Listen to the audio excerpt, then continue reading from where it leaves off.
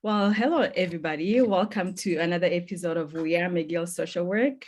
Today, we have a special guest of people who are no longer part of the School of Social Work, but we're here at some point. So we're joined by the alumni. We have two people here who are going to share their insight on what the social work journey has been, or if they're not in social work anymore. So we can hear and learn from what happens after you graduate for these two individuals here. I'm going to ask them to introduce themselves. You can go in as much detail as you want to share. Tell us a little bit about how life has been or who you are.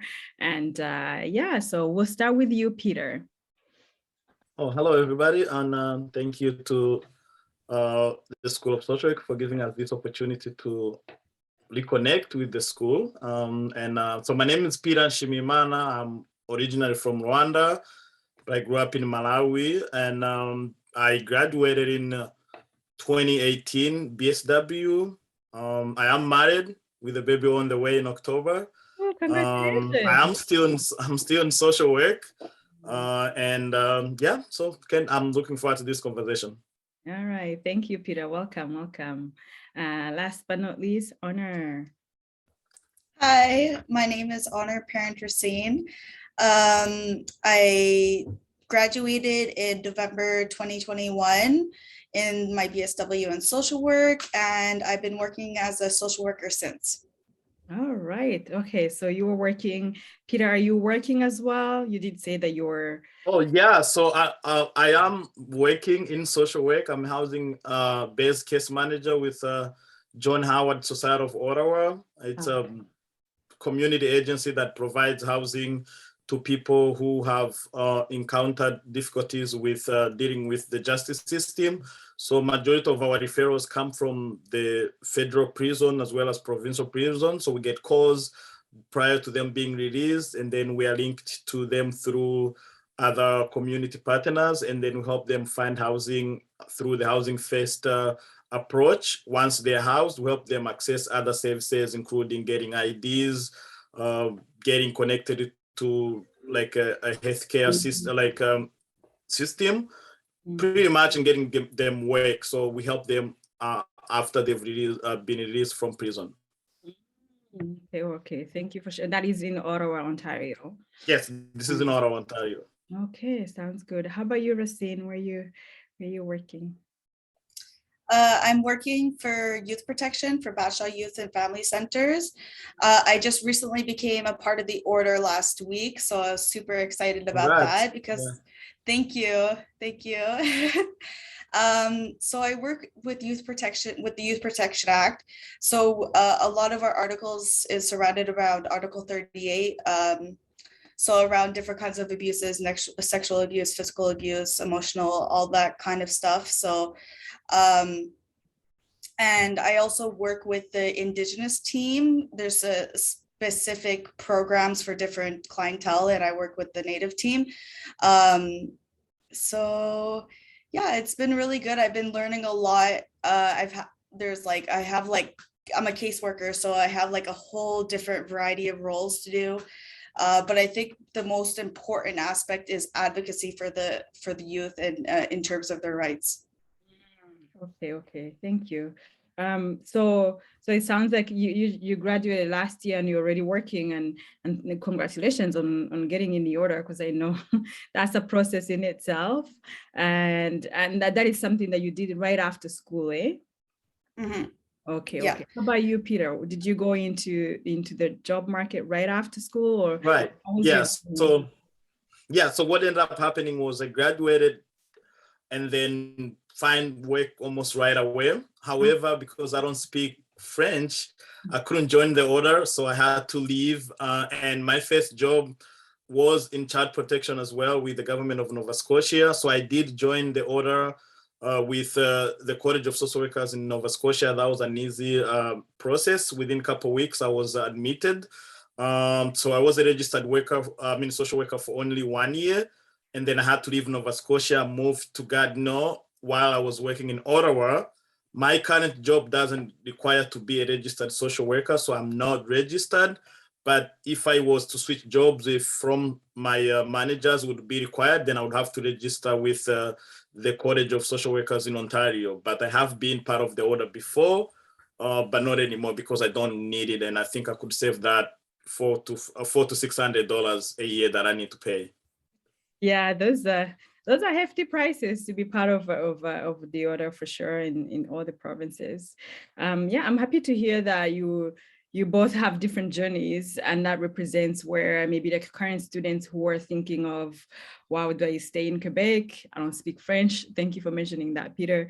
You know, where do I go? And the different realities that you guys present is what happens most of the times in each cohort. You know, people branch off, go to Nova Scotia. I would never have thought of that.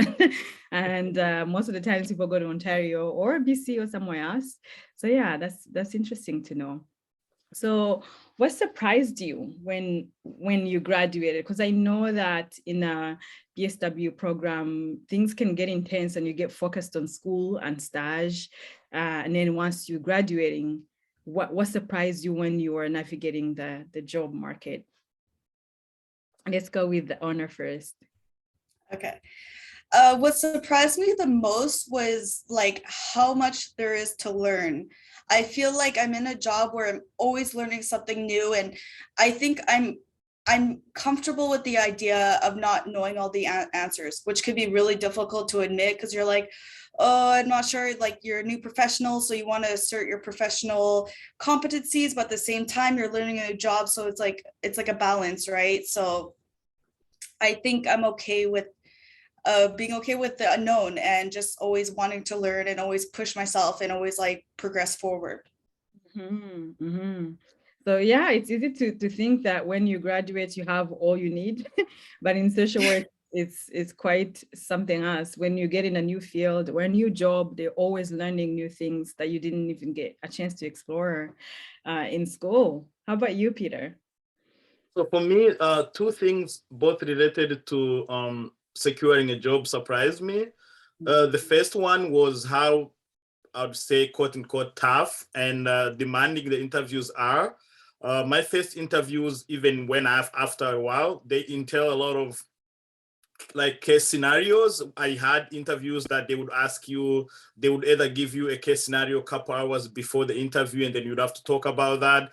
And you would have to really give answers that are related to theories and approaches that were important to that particular work. So maybe for someone watching, if you're looking for a job, familiarize yourself with some approaches, theories, because those things actually do come up in interviews. And the second thing that surprised me, I know when I started the program a couple of years back, one of the things the professor said was, you are in a very demanding profession. However, you are going to always have a job. This was said in like somewhere back in 2015.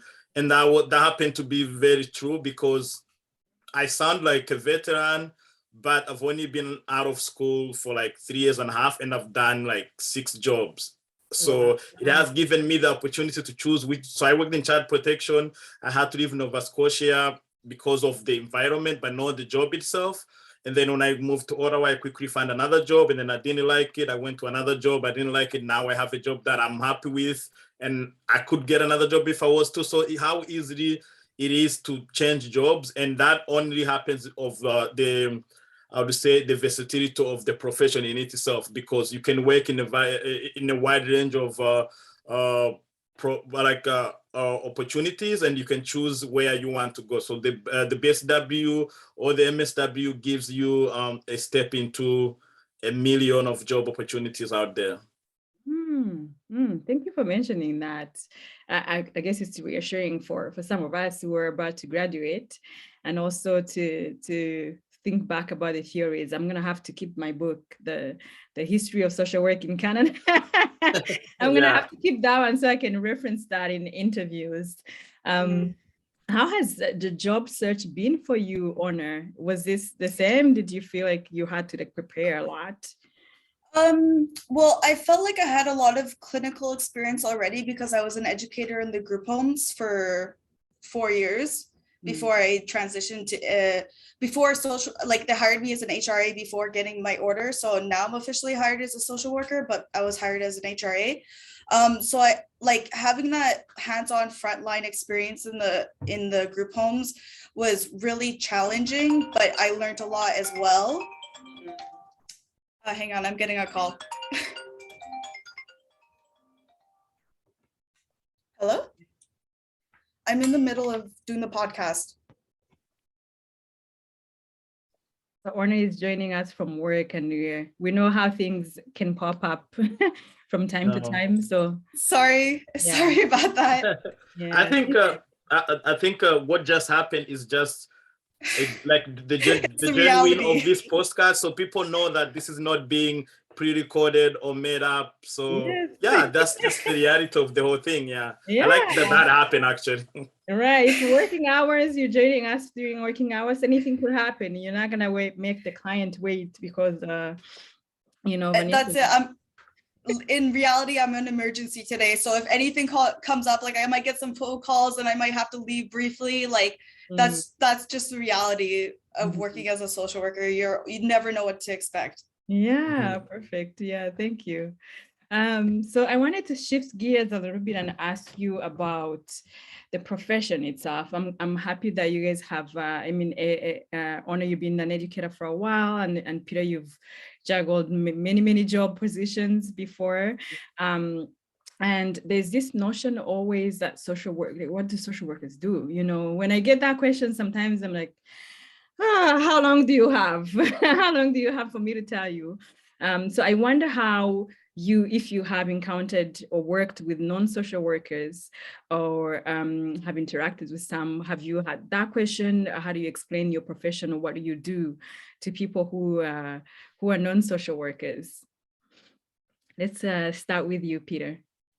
Yeah, so this question in itself can take days, as you put it, but I'm going to refer to a couple, I think, articles that I read in the past that this raw ambiguity of like people around you not knowing what exactly you do as a social worker when you are in, because most of our job is going to be part of an interdisciplinary team with various professions, and them not knowing what you do or not having an idea of what you do actually for the most part has led to what literature calls underutilization of the social workers' skills, because first, they don't know what you do and they don't involve you in decision making that may affect the well-being of the client.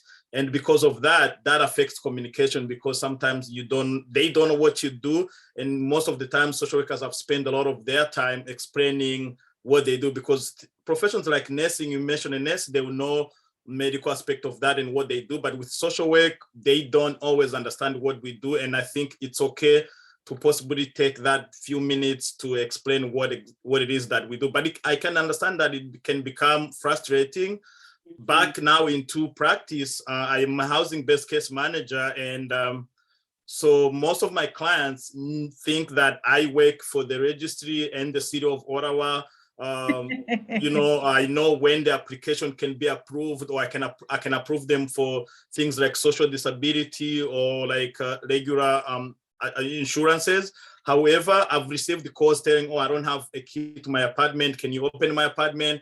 I don't even have a key to the front door. Whenever I have to visit clients, I have to call them to let me into the front doors. So there's a lot of, some of them think I'm a property manager. They think I'm security. So you get a lot of names, and some I think there was this word in the article that said that we are considered as the gatekeepers or the bouncers of the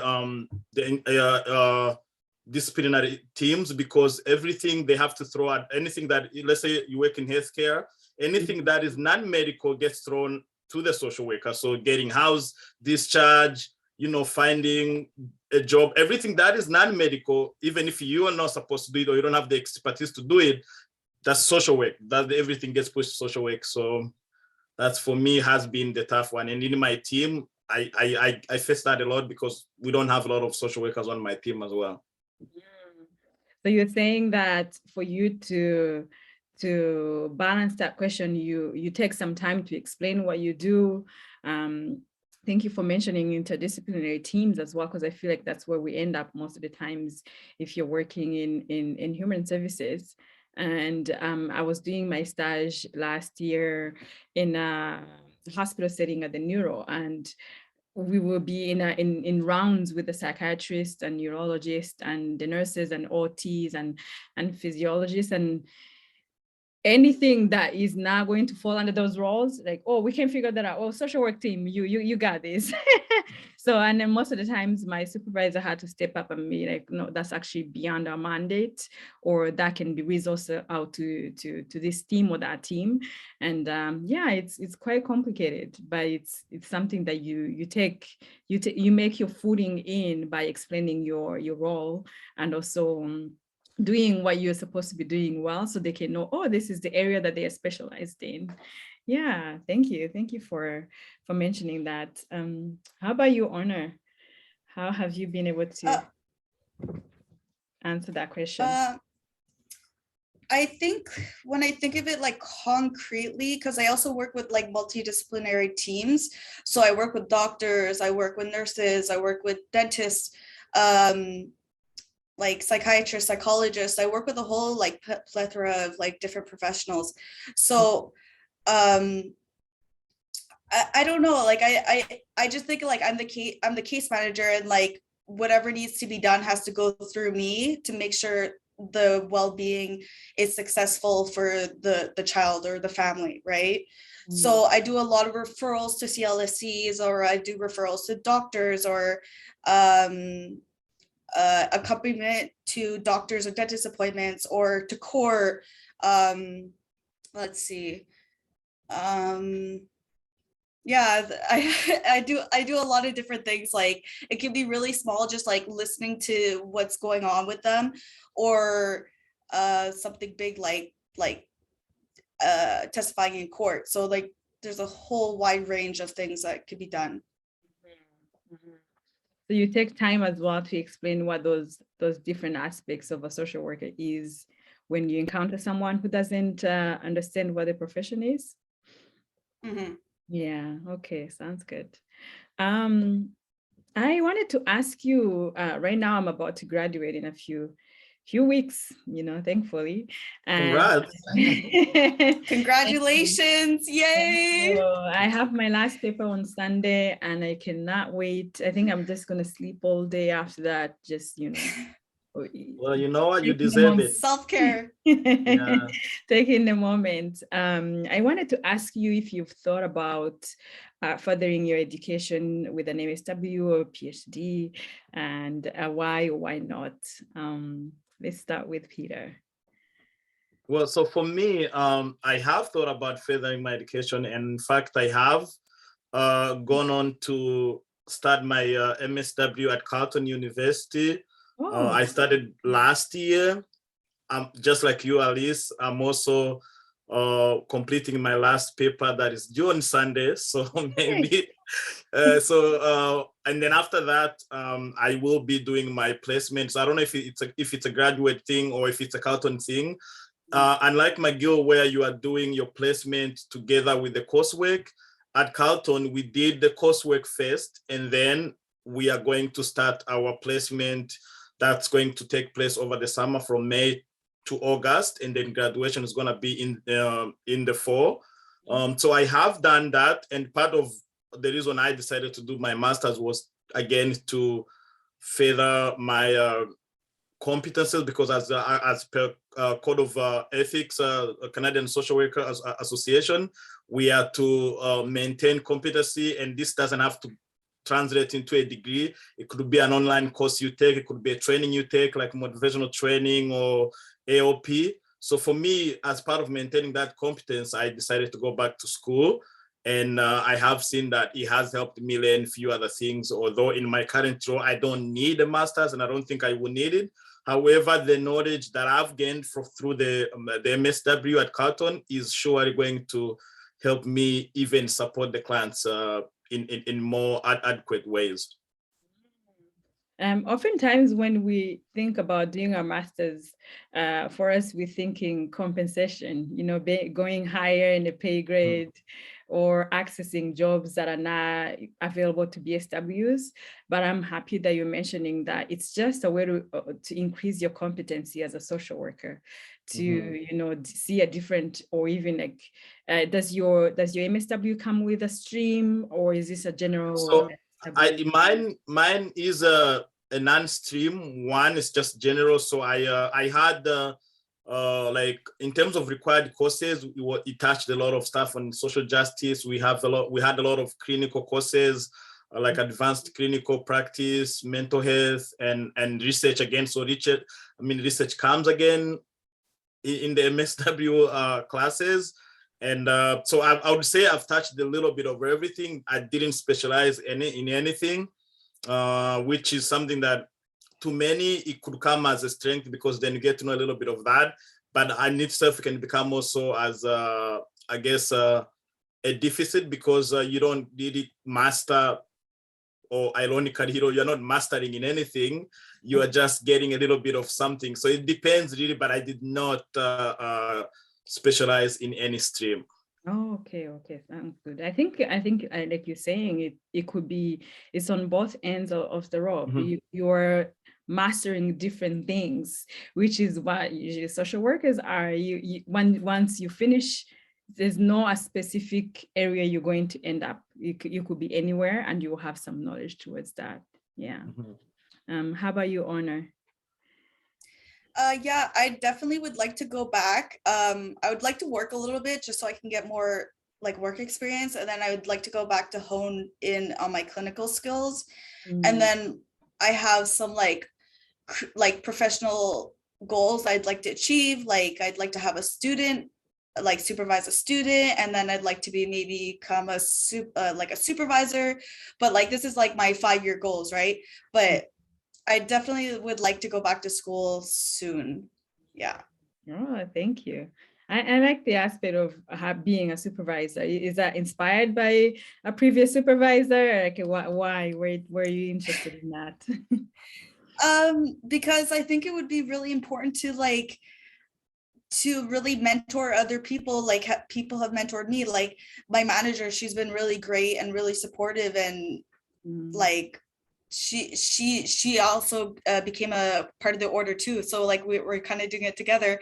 So I thought it was like, I don't know, she kind of inspired me to want to do that. So. Okay, sounds good. Yeah, speaking of supervisors or people who have been of influence to you, I know, Peter, for you it's been close to 4 years you graduated. And Honour, it's been almost a year. Do you remember, or do you recall any course or any instructor in the McGill School of Social Work that have impacted you, that you remember, or something? Because I know sometimes school, once you're done your exams, you're like, okay, good, up to the next. What stayed? What course that marked you, that you still remember? What people, what person that you would refer back to? I know I'm putting you on the spot right there, so it's what you remember. Let's go with it, Peter. Yeah, so for me, I don't know if I'm going to remember the exact course numbers, but in terms of the professor, I do know that Nicole Ives, who we still communicate to this day, was very influential for me in the type of social worker that I decided I wanted to become. Because she taught us introduction to social work and history, and that was like one of my first classes when I was accepted into the BSW. So she explained how her research has been, her work with refugees, and we shared interest in the same topic. So working with refugees, immigrants, social justice. So she's been really very influential to my work in terms of rights and social justice for refugees. And in terms of the course, I'll say the first one, I can't remember the course, but I think it was history something to social work, was the first introductory course.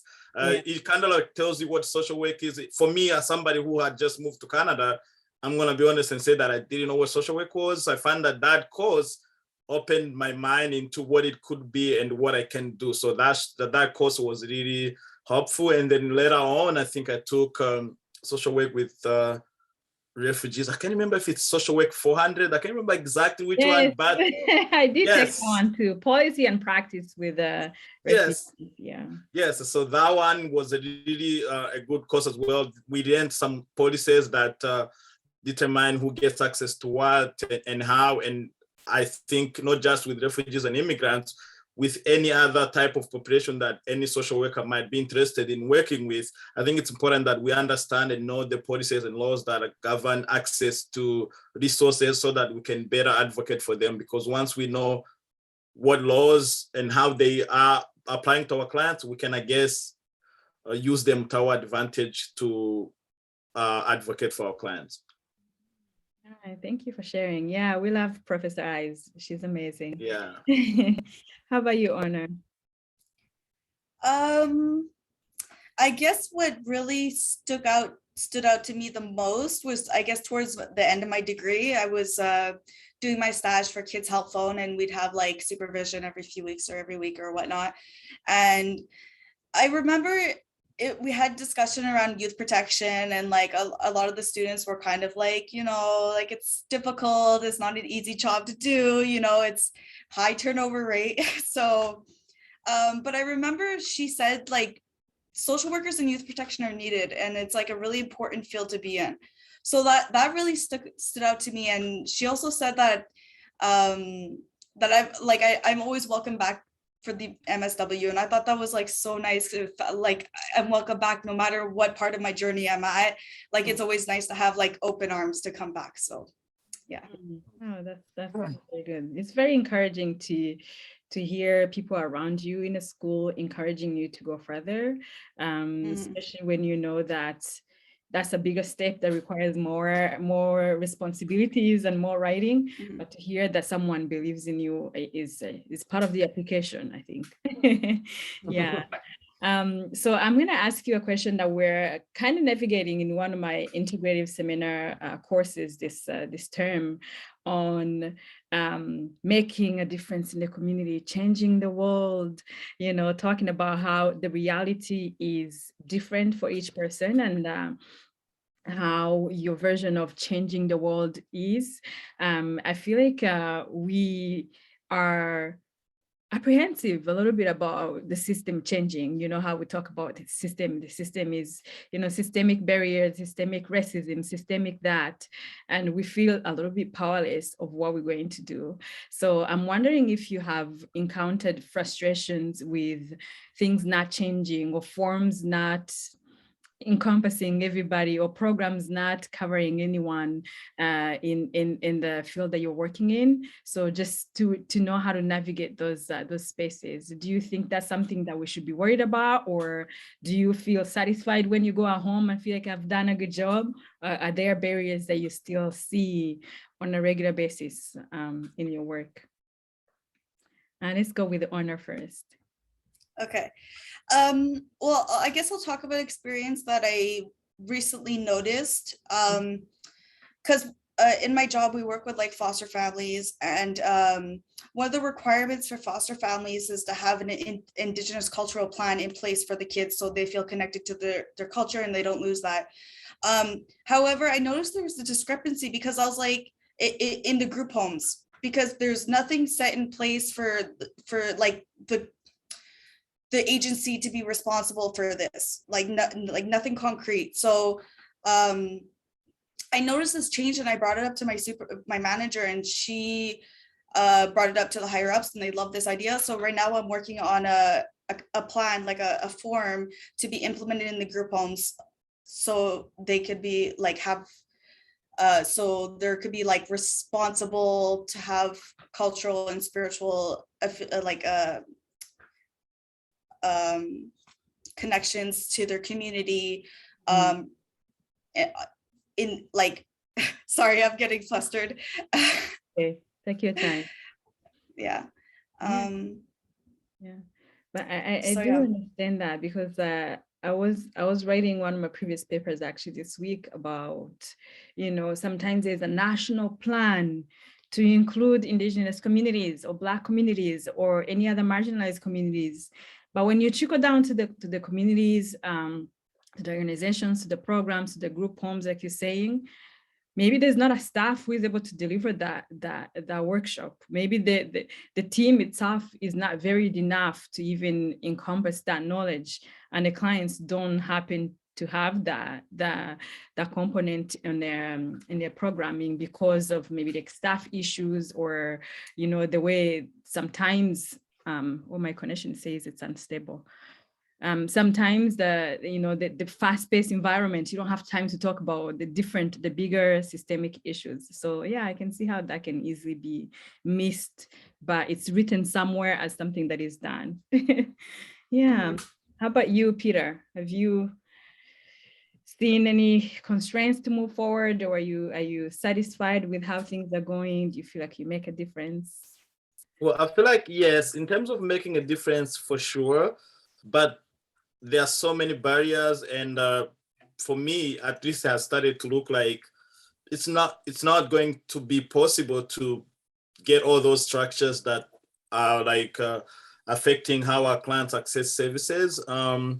And for the most part, I think as social workers, especially new grads like ourselves, and we're still young when we come out of our perspective programs, we're very energetic and we just want to change the world, and we want to go there and get everything done. And I would possibly say, let's just slow down and also look at ourselves and take care of ourselves, because there's so much things that are going on in our work environment that if we don't look into ways of maybe preventing those, we might end up getting burnt out or even like quitting.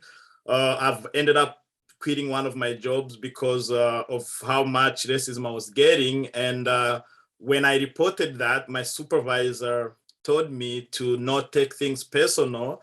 And then as to make comparison, she told me that sometimes she comes into work.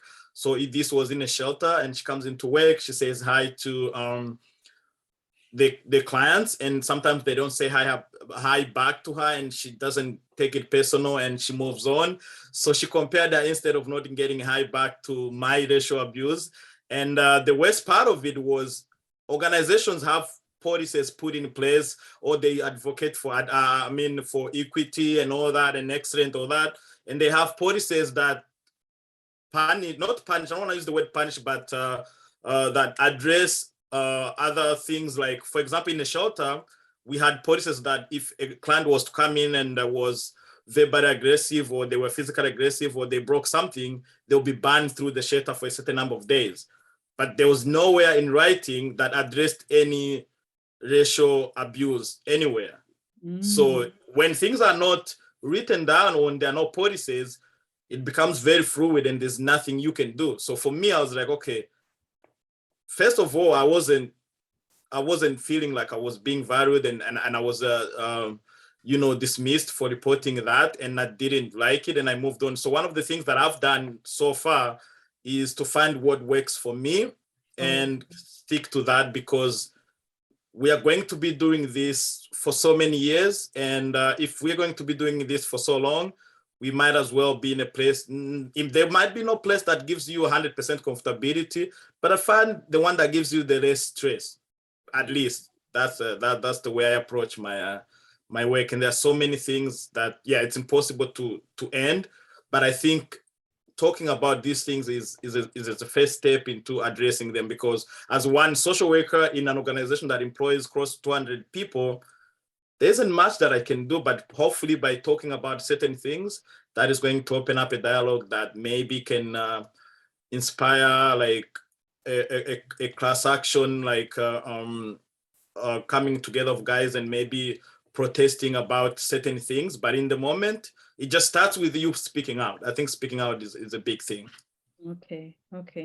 Yeah, thank you. So it sounds like it can come on a day-to-day basis. It can be a bigger conversation of things that are documented or not documented, or workshops that are not available. Like Honour was saying, if there's no teaching about this, maybe there's a way to develop that teaching and bring it to the organization's level. So thank you guys for mentioning that, and also thank you for mentioning burnout, because that's one thing we also talk about, how social workers in the field are burnt out, self-care.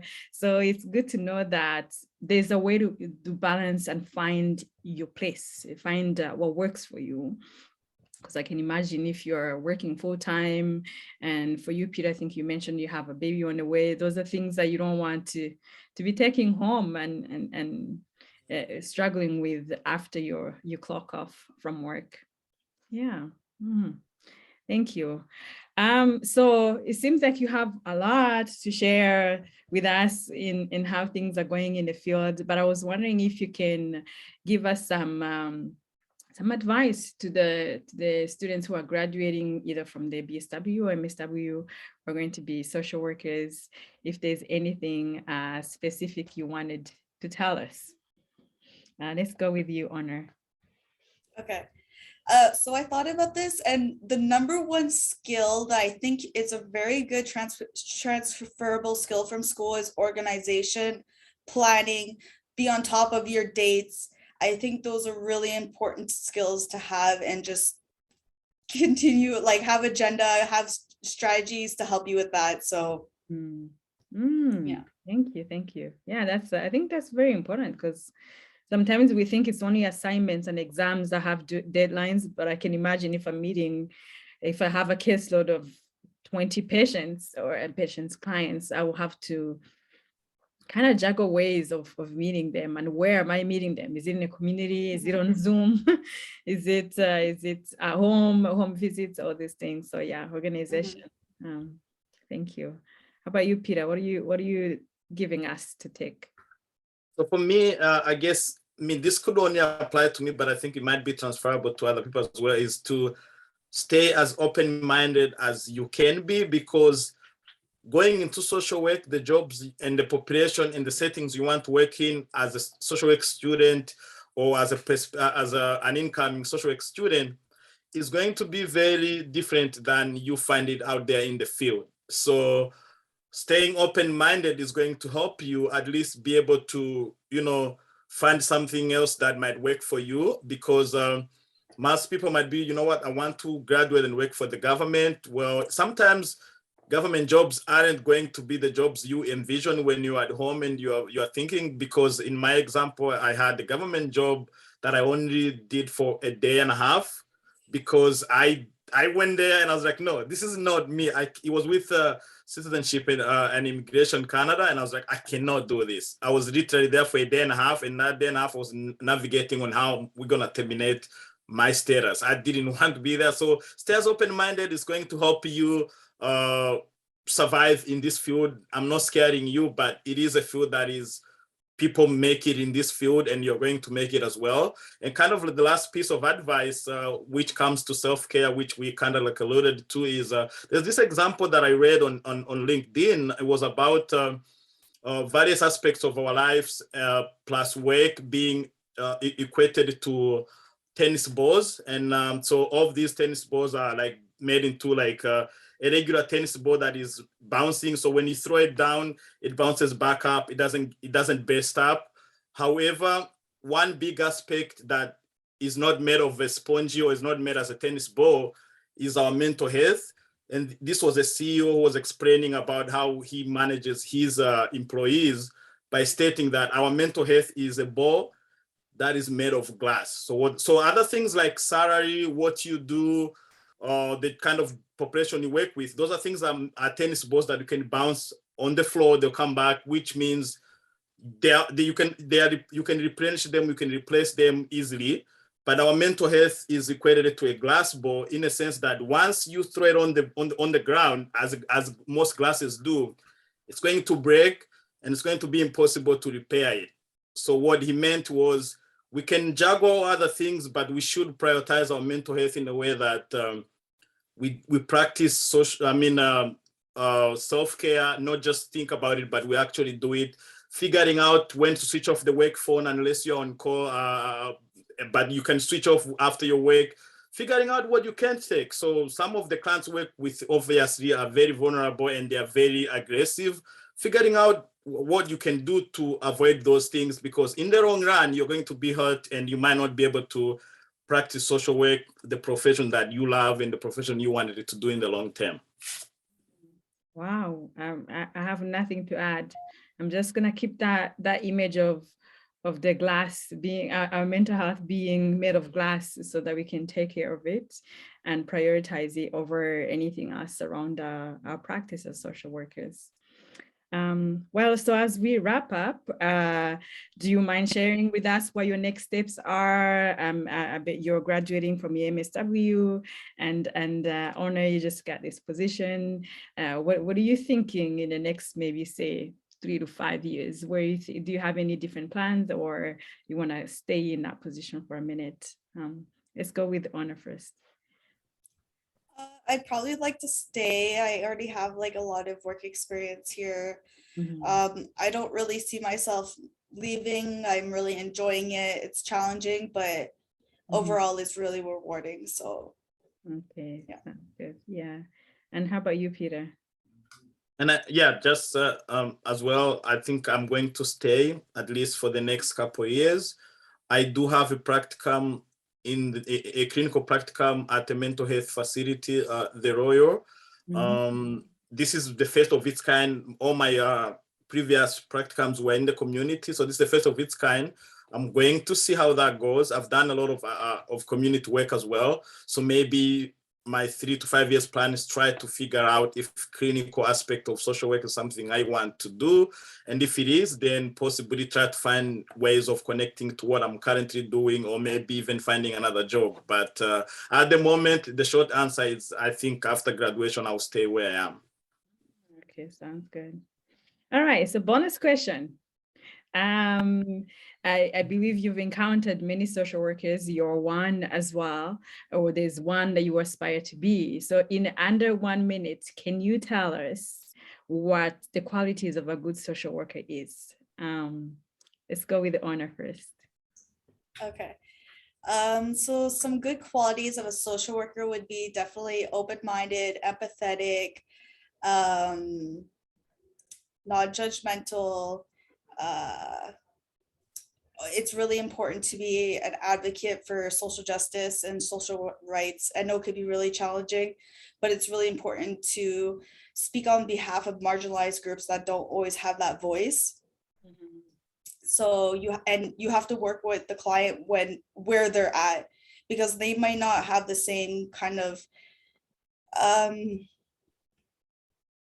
like demands as we do, but it's always important to put like whatever pressures, like red tape that you have, put that aside and just like sit there and be with them and listen to them and what they need. So awesome. Thank you. How about you, Peter? Yeah, so I think a lot of things have just been covered, but just to add on top of what that was said, I think a good social worker practices do awareness, that is, you are constantly reflecting on the needs of the client, whilst at the same time concentrating on your own needs, because most of the time we prioritize the needs of the clients and our needs are ignored, and that's always not good. So once we take care of our needs and the client's needs, then we'll be able to move forward in a way that is empowering, because we are going to enable the clients to possibly be able to take care of other problems on themselves. So I think a good social worker, just to round it up, teaches the clients how to fish without just giving them fish. So let's teach all our clients, regardless of where they are, regardless of who they are, let's teach them how to fish solutions to their needs, because they are the experts to their concerns and problems. And the only way they can get help is through them determining what they need, and we can help them do that. All right. Oh, thank you. Thank you both so much for coming on this platform and sharing knowledge and skills. And we're so happy that you were successful in your journey as social workers. We are taking everything that you said in consideration. And yeah, thank you for finding time on a Friday afternoon to do that with us. So for those who are listening, today we were joined with Peter Nshimiyimana from a class of 2018 BSW, Yes. and Honour Parent-Racine, who graduated last year in BSW as well. My name is Alice Shimwe. I was your host, and have a good day. Thank you for listening. Bye.